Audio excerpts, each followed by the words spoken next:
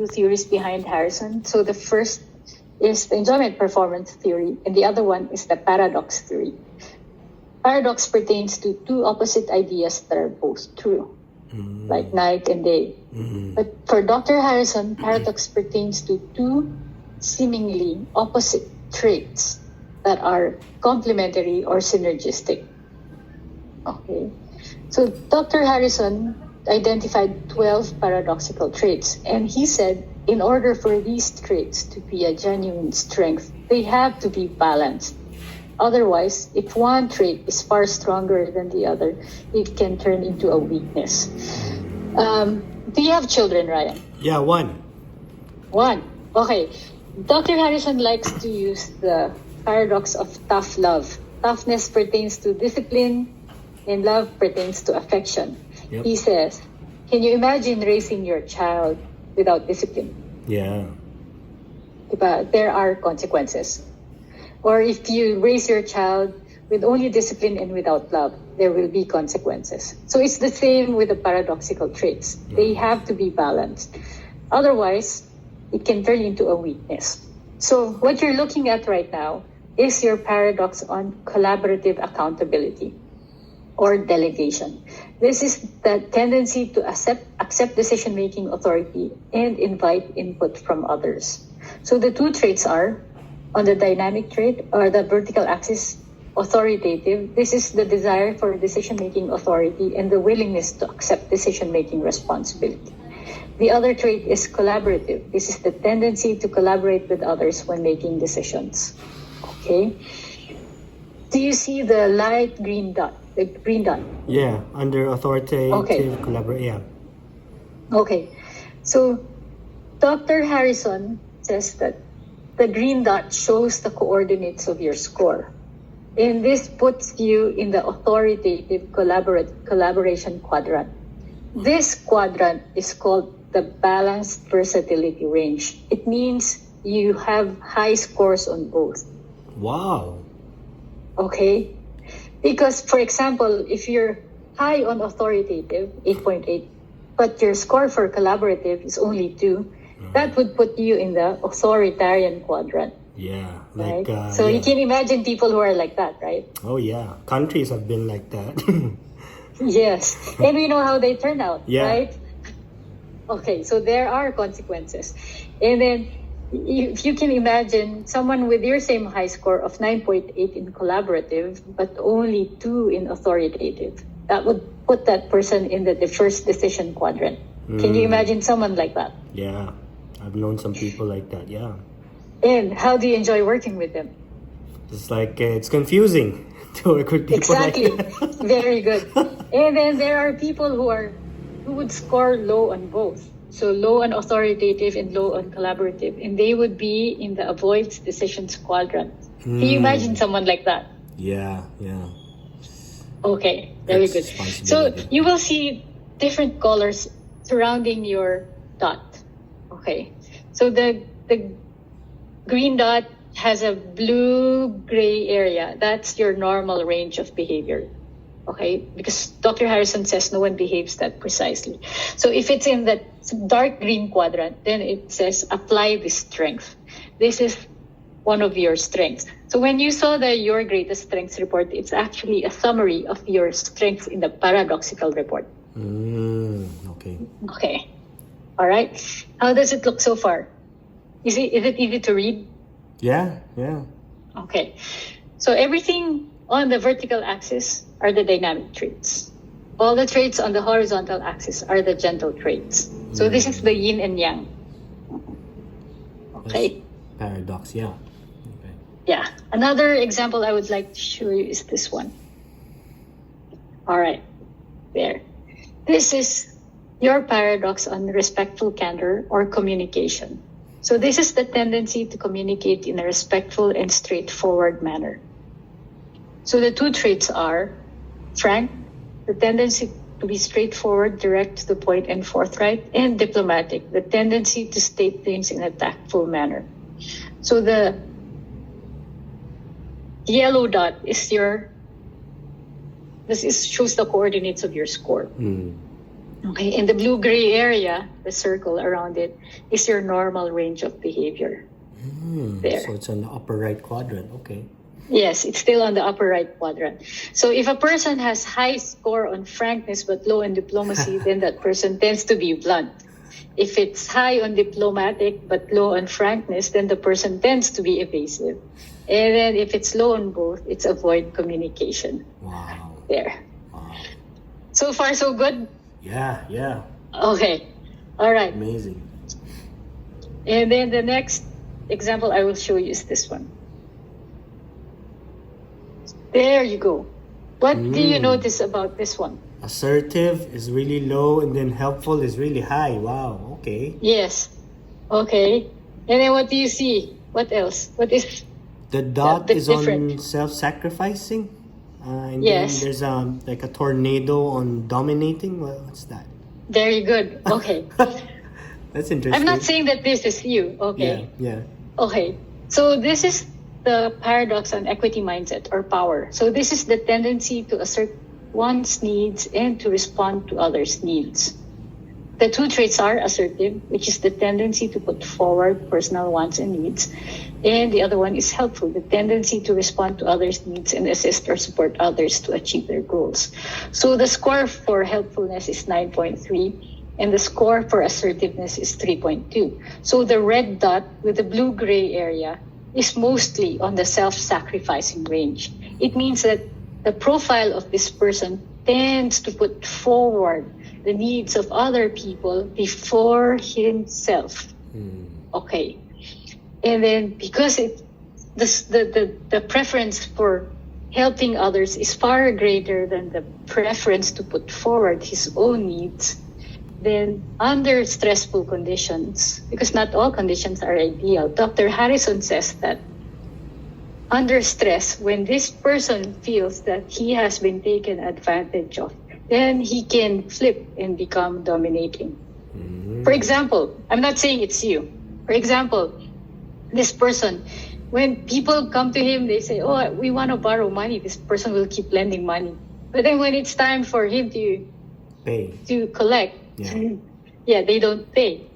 Right? And then when that person comes again, can I borrow money again? But he never paid his debt. What do you think this person will, how this person will react? Yeah. He said, I don't care if you need money. You've never paid for it. Right? Right, yeah. But only when he has been taken advantage of. So my question is, can you read the last paragraph? Tendencies for this paradox? Yeah. You may often hesitate to put forward your own needs. You tend to be very helpful and conscious of others' needs. Your tendency to be very helpful can help to establish good relationships with your coworkers. Your supportiveness is likely to be appreciated. However, your tendency to be helpful is much greater than your assertion of your own needs, and thus you may tend to be very self-sacrificing. Your preferred behavioral range, large blue area, is mostly in the self-sacrificing quadrant, indicating that you may often sacrifice your own needs to meet the needs of others. The red circle in the upper left indicates that under stress, your behavior may flip and become dominating if you feel others have taken advantage of your helpfulness. Yeah. Does True. this happen to you? Yeah, I would say this is very clear with my recent work experience in Vietnam. Oh, okay. Can you give me an example? Yeah, because I came in and I was my last real training experience was with QuickBooks Intuit, so I had a kind of a very dynamic way, like a modern way of teaching and training, and then they had Americans come over the Philippines and train me, and QuickBooks Intuit it's a big company, so the training, we use that too. you use that there, right? So I trained for 2 years. I was a top trainer. I learned so many new things, and then when I got to Vietnam, I wanted to implement that dynamism in my teaching in university. Yeah. And within my first interaction with my boss, who was 10 years younger than me, just rejected all idea, even got down to controlling the size of the font, Really? right. And then I'm thinking to myself, these are slides that I used in 5th grade. Like these are backward. These were slides 20 years ago, and I'm trying to modernize it, and he gets mad at me like he made me do it 3 times. He made me present to him 3 times Wow. just to do That things sucks. over and over and over. Because like one of the things I learned in the slides, you have to be more visual than wordy because people get bored with Yeah. words. So I made it more visual. Less is and- more. Yeah, and he's like, no, stick. And I'm just like, okay, can I just use an existing slide by a professor and I'll just go with that? Like, I won't even think anymore because, like, Yeah. I've been doing this 3 times and you don't approve the slides. Just connect me to your favorite professor or the top professor that taught this, and I'll just copy everything. Oh, wow. So, but before that, I was quite I was even over assertive, you know. But then Yeah. I'm thinking, man, this is kind of what Vietnam kind of does to you because you know the whole. It's not just the work. It's It does affect you that way. yeah, the right? political culture, the culture in general. So, you know what I mean. So this was quite interesting for me. But yeah, it shaved off all my assertiveness because of my recent 2-year work experience. Ouch. Yeah. Now I yeah. understand. But yeah, thank you. Yeah. Thank and- you for sharing that, right? Yeah, and you're Wow. scared because you're not just your job, but your visa, and you know what I mean. But now Yeah, I'm of out course. of that, so you know I'm a little bit. I feel more free, but of course the fear has been implanted. You know, like Yeah. and I yeah, and understand. this is I kind of reflected on life because what happened was so my boss he took out all my assertiveness, right, and then. I was very helpful. I ended up helping my students a lot, but then I noticed that like students that were not like taking advantage of me, I ended up lashing out at them, or not lashing out, but taking it out on them. Like I was extra Oh. strict and extra tough, and because I was remembering my boss, like, oh, my boss is strict, and I have to, you know, this is Yeah. the way to do it. And so I was very like that little tornado. Yeah, that was me for a lot of my Flipping. students. Towards the end, Oh. not at the beginning, but towards the end. Yeah, towards the end. That's sad. So that's what I Oh, mean that's when I why. say that this test is like my life.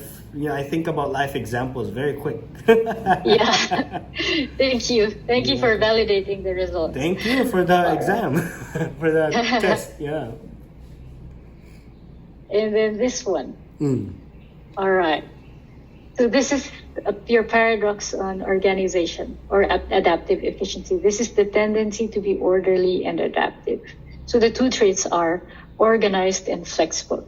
So do you see the flip is gray? The little tornado, gray. Yeah. Yeah. Yes. Yeah. Can you read the last paragraph? Yeah. Your tendencies for this paradox are. You tend to be very well organized, keeping things in good order. You may tend to be a little uncomfortable with change, preferring notice before changes are imposed. Your tendency to be very organized enables you to create order even in challenging situations. You may prefer not to have to deal with much change, and thus your tendency to be organized may be significantly greater than your flexibility. Consequently, you may be quite rigid when organizing or compulsive about being organized. It may take you some time to adapt to change. Your preferred behavioral range is partially in the flexible, organizing quadrant, but mostly in the rigidly organized quadrant, reflecting the above. The dark circle in the lower right indicates that your strong emphasis on orderliness may reflect a fear of being out of control or scattered. Yeah. Did it feel like that? Yeah, no, that's exactly what happened to Vietnam. Being flexible was completely removed out of me, but then my being organized was noticed, was complimented. So, Yeah. All right. Thank you. Thank you for validating those results. All right. Now this is what I'll show you. Okay. So these are the 12 paradoxical traits. Okay. And they are arranged into columns and rows. So they're also related to each other. So the first column pertains to interpersonal. This shows us how you form and hold opinions, how you see yourself, and how you relate and communicate with others. Okay. Second column is on achievement, shows us how you get things done. There. And then leadership shows us how you will lead others. There. And then the roles would be initiating shows us how you would form opinions, make decisions, manage risk. Motivating shows us how you will manage yourself and others, motivate yourself and others. Implementing shows us how you will implement your programs. And maintaining will show us how you will sustain the progress of your work. Okay. No one has a perfect paradoxical graph. Okay. Because we're all human beings and we're all a work in progress. So the flips, you can see the flips, the tornadoes, they're red when it's towards the dynamic trait. They're usually gray when it's towards the gentle trait. It's the fight or flight response. So under stress, you either fight or you withdraw. Right. Okay, so the red ones are more outward, the gray ones are more inward. We usually don't say that you are going to flip. We don't know that. So we look at the Manage Stress Well score. Your Manage Stress Well score is 5.8. So that's on the moderate score. Okay. So it's either you're aware of your stress or you may not be aware of your stress, and therefore you might or may not flip. But it would depend on the situation and how you're able to recognize it. Okay. So, we use this report because this is the report that tells us your behavior under stress. Because this is actually how you work and relate with others. Okay. All right. So it seems like, look at this. This is how you form and hold opinions. And open and reflective. Certain pertains to the tendency to feel confident in one's opinions. Okay. This is one of the most important paradoxical traits in any leadership position because this is the paradox that provides direction. Okay. I will also draw your attention, I will go back to your traits and definitions report. This one, once capable leader. Did you enjoy working with your boss? Not at all. Okay. This high score, once capable leader, when it's this high, it means that this person wants to work for someone he respects. Yeah, because in contrast, I remember the great bosses I've had, and it was smooth sailing. There's like 3 of them, and to this day, one of them was godfather to my marriage, and it was just a wonderful experience. Up to now, we're good friends. So these are the people that don't want you to leave. You know? Yeah. So, Rai, when you go for interviews next time, make sure that you get to know the boss as well, because this is so important to you. Wow. If you feel that you're not going to be able to respect the person, then you might as well not go for the job. Wow, thank you for that. Because you will be unhappy. Yeah. That is so true. That is so true. There's this Yiddish saying, like, the way it begins is the way it ends. And during the first interaction I had with him was a demo teach. I had to, demonstrate my teaching. And it was not a good interaction at all. And it would have been a good way to see what was coming. And true enough, that's what happened till the end. Yeah, and now your confidence is suffering because of it. Yeah, because I've never. But of course. Yeah, what happened with that was because I've had some teaching experience, and I know how teaching demonstrations go. And then all of a sudden, I got quizzed about my MBA knowledge and I'm like, I haven't studied in 10 years. Like, I know something, and he was quizzing me during my presentation to teach. So I'm like, sir, if you would like to do another demo, I can study up on my MBA, but I thought this was a demonstration, so I'm a little ambushed. Yeah. That's why he's the kind of person. Yeah, and that's why it's come out in those results where I want to be informed. Like, what is this, a demo teach, or do I also have to study this? And I want to be prepared. You don't want to. Yeah. So yeah. But I guess there are bosses like that. They want to see how people fail instead of how they should succeed. Yes, and because if you prepare them, running a business and managing people is you have to make it easy for them to do their jobs. Because if you're gonna make it harder, then the company will suffer at the end, right? Yeah, and I later on figure out a few people told me in Vietnam. Apparently, first thing was I was the youngest professor. I was already 45, but I was the youngest. My boss was 10 years younger than me, was 35. And Oh, wow. then another Filipino, a senior Filipino friend told me, you know, you're just an MBA. Here, what they respect is a PhD. So in their pecking order of things, you're kind of the infantry soldier. Yeah. So I guess that's how added it to is with most academic institutions, huh? Yeah, so I had to learn Yeah. that the hard way. I had to learn that informally, you know, those things. So you Yeah. your assertiveness kind of goes down after that. But thank you for the tip, like, because my wife also had mentioned that to me, but it was more poignant when you said it, like, can I get to know the boss or can I have an interview with the, because that's very important to me and life moments have told me that. Yeah, okay, very good. All right, now I'll go back to this one before I... There. Okay, so you can see here that you have strong paradoxes here: the respectful candor, the collaborative accountability, the opportunity management, and then the vigilant resilience. Okay. There are strengths, and there are areas for improvement. Okay. All right. Okay. What's And the then E? Endearing? It's kind of small. Endearing? Oh, wait. What's that? Enforcing. Which one? Oh, Enforcing. and Yes. then warm Enforcing and empathy. Yeah. Okay. Okay. So this is the paradox that provides direction. This is the paradox that holds people accountable, that drives people in terms of work. If you're managing others, this is very important too.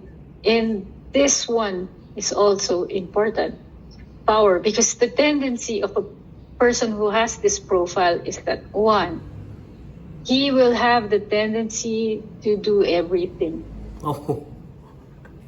Okay? Okay. It's because he can do everything, so he'll try to do everything. But when he gets tired and stressed, then the consequences will come out. Okay, so be careful of that. All right. Yeah. Okay. All right. Okay. So this is what we use for development. This is the primary report that we use for development. Okay. Because this is the report that gives you self-awareness in terms of your strengths and also how you behave under stress. There. Questions, reactions, objections? Yeah, no, this is good. I have experience when I was running the Filipino mini mart store importing company in Cambodia. I did everything, and then I also lashed out. Because I got stressed from the overwork, and I worked a little bit too much. I was also younger. I think also age contributes a lot to this. When you're stronger physically and you want to do you still have a perfect view of the world, but then you realize you can't do everything, and working with people is better than working by yourself. And so this is so true. Very good. Yeah. I think when I was younger, I was more assertive, more authoritative, more. I implemented the rules, but then now I'm older and you're a bit wiser, and it's better to get the buy-in, as they call. Yeah. So balance. A little bit of balance. You have to know when and why and how. It takes some time, and that's why I was kind of looking for professionals such as yourself to this point in my career to really find the proper, because I apply and it's a hit and miss and you don't know what happens. Yeah. This is like the scientific way to do things. And very good. We also use this for team building exercises. Oh. You know why? Because you can plot your department's paradoxical scores or your team's paradoxical scores. We generate the team report so the leader can see where he's at and where his members are. For example, they're all helpful and he doesn't know that they're all helpful. You were measured against 175 traits and factors. They're all here and they are scored according to what's most important to you. So Wow. they're arranged from highest to lowest. Oh man. Helpful is number Yeah. 1 at 9.3.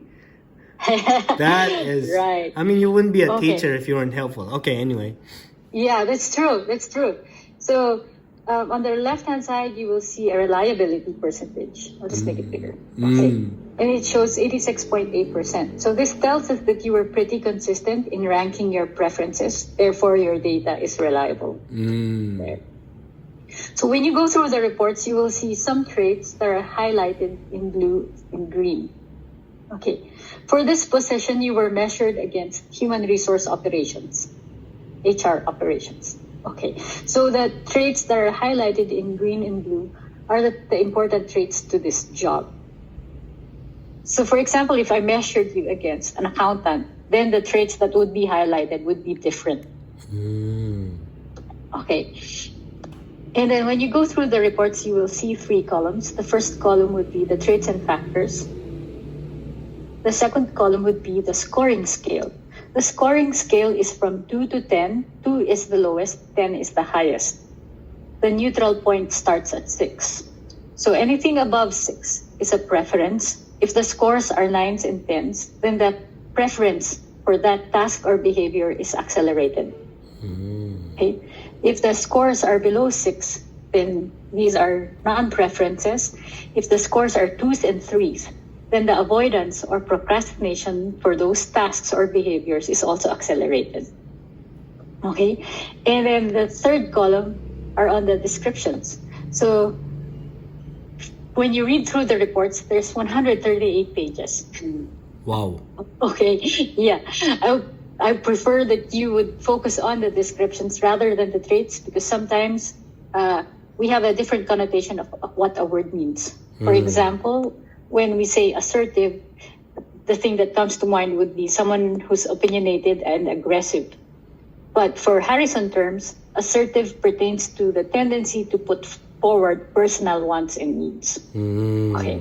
All right. Okay. So now we focus on the first section, the life themes. These are one stable career, collaborative, once capable leader, cost-motivated, and frank. So Dr. Harrison says that these are not just strong preferences. These are actually what drive you in terms of choosing your career path. What do you think? Is he correct? 110%. This is like your values. Yeah. Yeah. So cost-motivated, that's why you're teaching. Yep. Right. And it was so funny. Like I'm seeing here is the next one is helpful and organized, because so I love to teach, but then my coworkers in Vietnam, they were kind of my senior teachers. They were all Filipinas with PhDs. They were amazed at how fast I could produce the grades, because we had to grade like 300 students quickly, and the scores were accurate, and it was fast and organized, and they were complimenting me for that, and I'm like, okay, but how about my teaching? I mean, I figured out the system, what's important, and then I did my thing, but what about my teaching? And they're like, no, you're really organized. This is funny. That's funny. It's really funny, yeah. But I'm glad it worked for you. It's 300. I can't imagine that many students. Yeah, and they were shocked That's a because lot. the main thing was I bought record books from National Bookstore in the Philippines, and I brought it to Vietnam, and I highlighted, because I was like, they don't have a record book here. And all the Filipino teachers were like shocked and amazed, like, hey, we used to do that. What happened? We lost it. I'm like, hey, it still works for me. It's simple. Excel has its values, but for me, a record book is organized and it's quick. Yeah. Like sometimes that's it's faster fantastic. it's faster to go old school. Yeah. So something like that. This is so true. Helpful, organized, yeah. Very good. There. And then, so these are your strengths and preferred focus. And then acceptable areas, these are the ones with moderate scores. So when you see an asterisk, it usually means that you hesitated on that statement when you were answering the questionnaire. But the score is still reliable. Oh, nice. If there are 2 asterisks, then I would have to ask you about that statement. Yeah. Ooh. Okay. All right. And then these are your willing to do areas. And then the prefer not to do. All right. Self-improvement. There's self-improvement. Look at there's two asterisks. Yeah. Yes. So I have to ask you, how do you feel about self-improvement? This is the tendency to attempt to develop or better oneself. Yeah. Do you think you still have areas to improve, and are you willing to work on them? Yeah, definitely. Everyone has like areas to improve, and as you get older, you even have more areas to improve in. Like, I would think right now, because I'm in the application process, like Excel is coming up a lot. Like, I know basic Excel, I can do until pivots and reports, but to be updated with today's market, they're talking about VLOOKUP, XLOOKUP, and this and that, and the reason why I don't want to improve in Excel is because my wife is very good, so I just normally ask her. But Okay. if I had to do it That's myself, interesting. I could do it, but it would take time. You know, like Yeah. the thing was saying is Yeah. what's your strength and what's not your strength. So, yeah, but yeah, I Yeah. mean, given a situation like a job where I had to improve my Excel or Google, yeah, I could do it. Just like I could do it when I was a student, right? You do things you don't want, Yeah. but assertive, right. yeah, those are the life moments. Like when you try to be assertive, sometimes it has ripple effects. So you know, at this age in my life, you kind of hesitate. You know what I mean? Like Yeah. we're in the 40s. Yeah. Sometimes you have authority, sometimes you don't. Sometimes you're in the middle. It's a bit hard at this age. Yeah, same with That's true. enforcing. I was a young boss. I Enforcing. was in my 30s, and sometimes I reflect that like I had maybe power too early. And so maybe at this age, maybe it would have been better. I would have been more understanding. But those are the reasons why I kind of hesitated, because you remember your life experience. That's right. Because you put yourself in a situation where you understand those statements. Yeah, I have a right? solid Yeah. I have solid example. Your brain just all of a sudden brings you to that moment. Oh yeah, this one time I enforced this and this is what happened. Some employees resigned and I was assertive and you know it ruffled a few feathers. So naturally you're kind of like Yeah. Very good. Thank you for your honesty. All right. The next section is on employment expectations. Ah. There you go. Wow. This is why this one had two asterisks, because self-improvement and then one's development is the primary expectation here. So the scoring scale here is just from 1 to 10 and it's ranked according to what's most important to you. Okay. So when we see this, then we know that you actually want to improve Yeah. there. So this came out like 10, I want to improve, and came out a 10, is that it? Oh wow. Okay. Yeah, it's the desire to work opportunities, to learn new skills or increase abilities. Yeah. So I would like to ask you 1, 2, 3, 4, 5. Wants development, wants flexible work time, wants to be informed, wants advancement, wants quick pay increases. Did the university you worked for provide these things to you? No, definitely not development. No. Yeah. Actually, Flexible work time? oh, not at all. You had to be there for class. Not at all. Um, Wants to be informed? no, not that's not their culture. You just kind of railroaded. Advanced How pay. long did you stay there? Almost 2 years. 2 years. Yeah, Yeah. that's why. That's why you left them after 2 years. Yeah, and the way to improve there, going back to the earlier thing you said was eligibility. You had to get a PhD to get a higher raise and a increase in promotion and development. And I kind of like, I was like, do I really want to get a PhD? And because you have to shell out money and time and Time. Yeah, it's time. yeah, am I staying in Vietnam a long time? Am I teach? So I was like kind of hesitant. So those are the times when you think you want to improve or this is what's required to get to the next step, and you're like, I don't know, an MBA, but yeah, understand if I'm gonna pursue this career, you have to have a PhD. So those are the Yeah. things I kind of hesitate about. Okay, very good. Understood. Nice. Thank you. And then the next area is on task preferences. Oh, okay. There. Research learning, public speaking, clerical. So there's two asterisks for teaching because it probably thinks that it should have had a higher preference. Yeah. And then interest would refer to what you're passionate about. So traveling, writing language, legal matters, sports, Yeah. finance, business, psychology there. And then work environment preferences, working with the team, it being repetitive, pressure tolerance, noise there. And then Dr. Harrison combined traits and then he turned them into behavioral competencies. There you go. Mm. And then the traits to avoid for this position. Yeah. Because you were measured against HR operations. So why am I showing this to you? Yeah. This is the basis for all the reports that you will see in the Harrison system. Mm. So all the scores here, because everything's system generated. None of us had to collate and work on it. So how you answered this one, your preferences, that's how the sentences were formed by the computer. Mm. Yeah. Wow, amazing. So when we look at traits and definitions, we know what you would enjoy, what you don't enjoy, what you would find joy in, and what you would find challenging if it's required by the job. There. So, questions?